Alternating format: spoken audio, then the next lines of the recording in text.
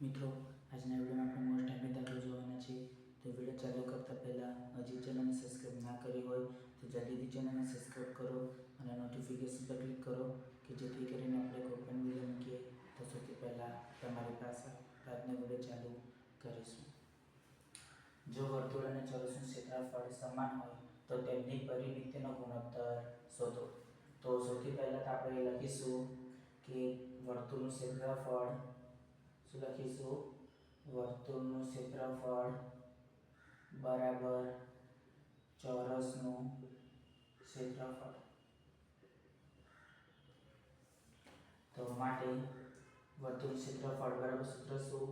પાઈ R square. ચોરસનું ક્ષેત્રફળ બરાબર a square. તો માટે શું થશે? આર સ્ક્વેર અપન a સ્ક્વેર.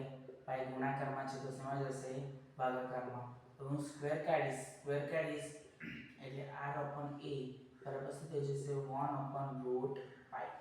રાઈટ? આપણે મળી ગયું.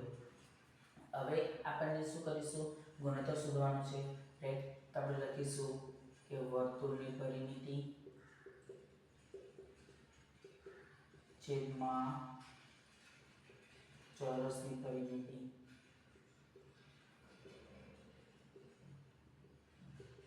ચલો, તો વર્તુળની પરિમિતિ સૂત્ર શું છે? 2 પાઈ r. ચોરસની પરિમિતિ એનું સૂત્ર શું છે? 4a. તો 2 2 4 એટલે શું છે? પાઈ બાય 2 ગુણ્યા r બાય a. તો પાઈ બાય 2 ગુણ્યા r બાય a આપણે શોધેલું છે ને? શું શોધેલું છે? 1 upon root pi. એટલે 1 upon root pi. હવે પાઈ છે તો પાઈની જગ્યાએ આપણે રૂટ પાઈ ઇન્ટુ રૂટ પાઈ લખી શકીએ. એટલે રૂટ પાઈ ઇન્ટુ રૂટ પાઈ ગુણ્યા 1 છેદમાં 2 ગુણ્યા રૂટ પાઈ. રૂટ પાઈ કટ એટલે રૂટ પાઈ છેદમાં 2. આ ગુણોત્તર આવે લખીશું.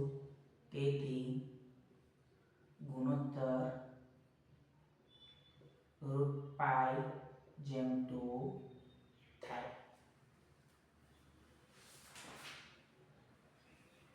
તો મિત્રો, આજના વિડીયોમાં આટલું જ. કાલે ફરી એક નવા વિડીયો સાથે મળીશું.